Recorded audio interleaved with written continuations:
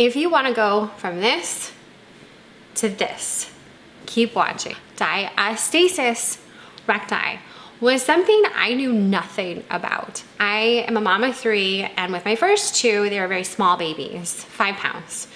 My last baby I had, she was almost 7 pounds. That this is what it looks like when I'm working out and I'm laying down. I had ab separation. I knew that I had to seek some advice. I was reading some very conflicting things online, you know, what exercises to do. Don't do planks, don't do push-ups. If you're gonna do a plank, do a reverse plank. So some things were very conflicting, and when you do the things that one says you shouldn't do, or like a push-up, I asked my physical therapist. He's a doctor of physical therapy, so I know what he's saying is very, very crucial in my healing process. And so I trust his opinion. He told me don't do push-ups. He gave me some tips, recommendations, some exercises that I'm gonna show. This is my setup. Here is my mat, and this is just a band, a resistance band. And here is, you need something to be able to connect it to the door and go through. And the most resistance you have, the better. But if you can't pull it, it's not gonna work.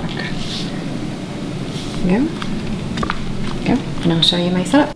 Here's how you want to perform this. Your back has to be cemented to the ground. I know when you do this exercise, you're going to want to lift up your back. Don't do that.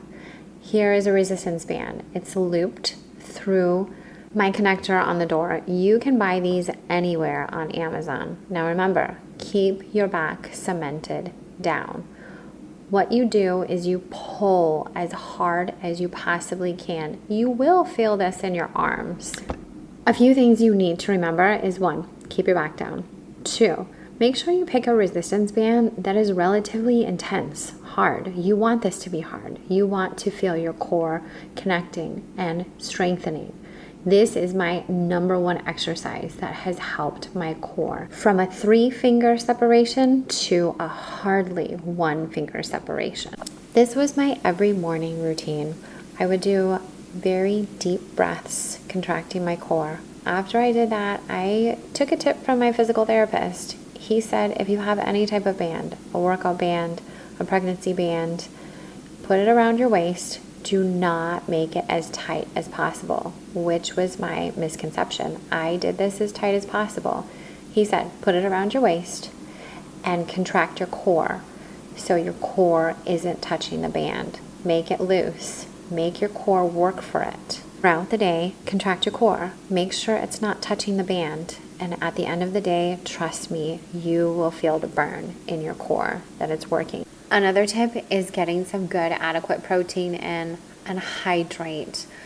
Try to get for at least 100 grams of protein per day. I know for this video it seems a little off, but trust me, it helps you in the healing and building your muscle process. It will. Try to shoot for at least 30 grams per meal. Breakfast, lunch, and dinner. Also a small snack. You will definitely get 100 grams of protein in. Also think about how you pick up your little ones. When you bend over like this, it hurts my back so bad. As opposed to this way, where you get down low and bring them up with your quads and your core contracted. It makes a huge, huge difference. This is my absolute favorite exercise to rebuild my core. I was so surprised on how fast it took for my 3-finger separation to come back to at least 1. I still do this exercise almost every day, not as diligent as I used to, but definitely 3 to 5 times a day. I am so blessed to be a mom, and that is why I'm so adamant on continuing to rebuild my core and strengthen it. I want to be strong for my littles, especially I want to be strong for myself, but I want to be able to pick up all 3 of my children. I have a 55-pound, a 40-pound, and this little one is 25 pounds now. I need to be able to be strong, and without a strong core, it's not going to be possible. Thank you all for watching. I hope you were able to get some valuable information out of this. And don't forget, Mama, take care of you. Thanks again, ladies.